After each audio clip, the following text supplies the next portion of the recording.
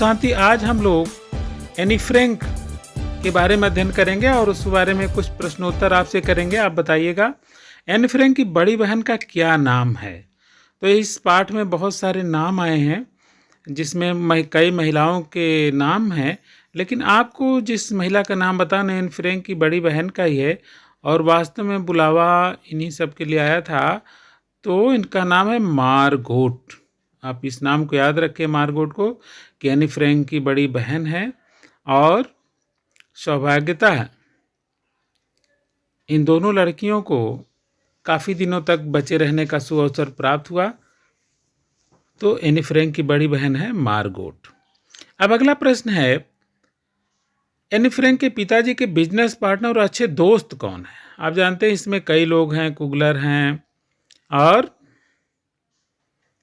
कई नाम ऐसे आए हैं जिसको आपको थोड़ा बहुत याद होगा, लेकिन इनके दोस्त का नाम अगर आपको याद हो तो अवश्य बताएं। और ये बहुत महत्वपूर्ण प्रश्न भी है कि एनी फ्रैंक के पिताजी के बिजनेस पार्टनर और अच्छे दोस्त कौन हैं। तो इसमें मिस्टर वान दान हैं जो इनके साथ अज्ञातवास में भी रहे हैं और इनके सुख दुख में बहुत ही सहभागी थे, बहुत ही अच्छे मित्र थे और इनकी धर्मपत्नी भी इनका साथ देती थी। तो कुल मिलाकर एक पारिवारिक मित्र है मिस्टर वान दान। पूर्व निर्धारित कार्यक्रम के अनुसार फ्रैंक परिवार किस तारीख को अज्ञातवास में जाने वाला था। इन लोगों ने जैसे अपने देश में जो प्रथम स्वतंत्रता संग्राम था वो 10 मई को प्रारंभ हो गया, थोड़ा समय से पूर्व हो गया, उसी तरह से इनके लिए भी जब बुलावा आया तो ये लोग बहुत जल्दी आ गए। लेकिन पहले से छुपने के लिए इन लोगों ने सोच ही लिया था कि वह दिन तो किसी न किसी दिन आने वाला है। तो वह दिन था 16 जुलाई।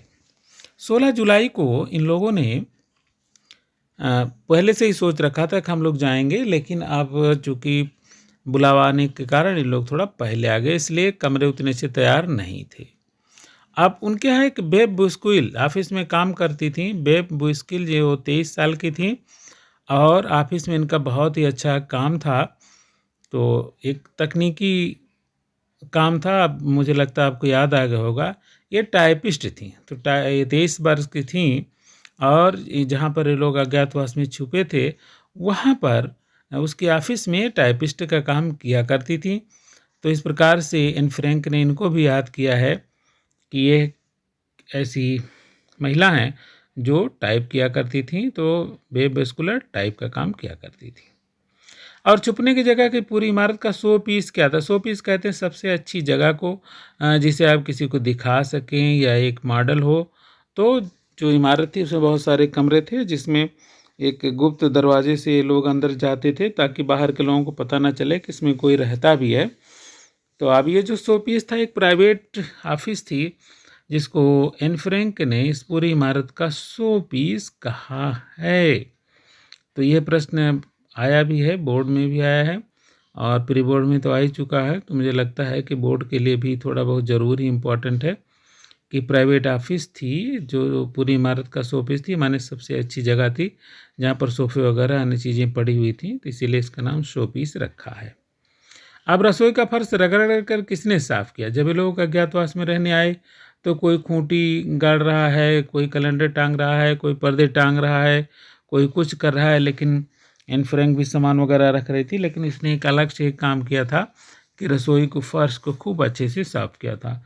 तो मुझे लगता है मार्गोट नहीं है, ये एनी फ्रैंक ही है जिसने रसोई के फ़र्श को साफ़ किया। तो इसको याद रखिएगा, एनी फ्रैंक ने रसोई के फ़र्श को रगड़ रगड़ कर पूरी अच्छी तरह से साफ़ किया।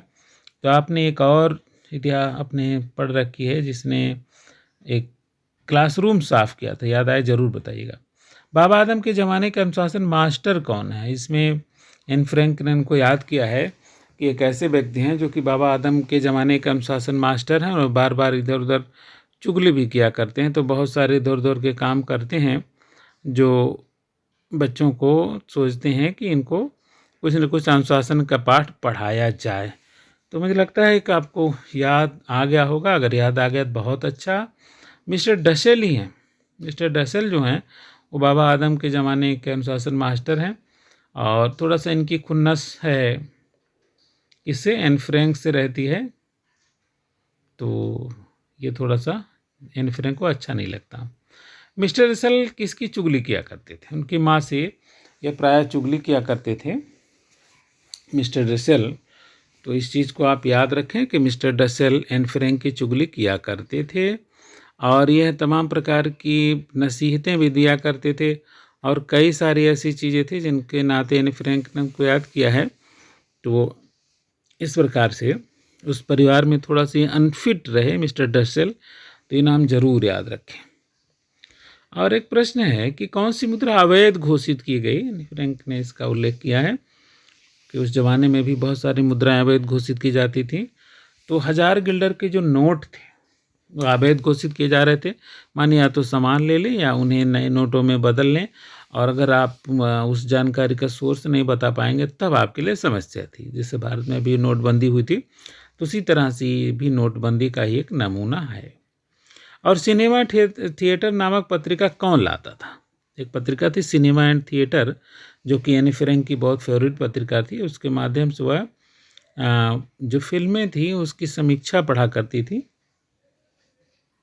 तो इसे थोड़ा सा ध्यान दीजिए, कौन लाता था एनी फ्रैंक के लिए।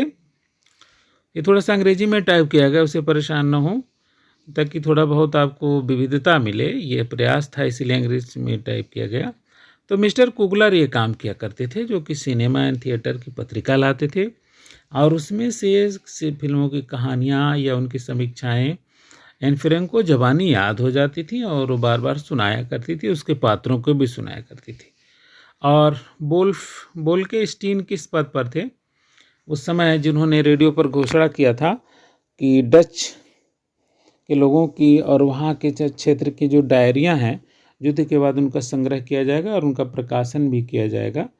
तो इस बात को याद रखें कि बोल्केस्टीन उस समय कैबिनेट मंत्री थे, ब्रिटेन में कैबिनेट मंत्री थे। और बोल्केस्टीन, तो यह नाम भी याद रखें। तो आपने यह वीडियो देखा, धन्यवाद। अपने दोस्तों को शेयर करें और इस चैनल को सब्सक्राइब अवश्य करें।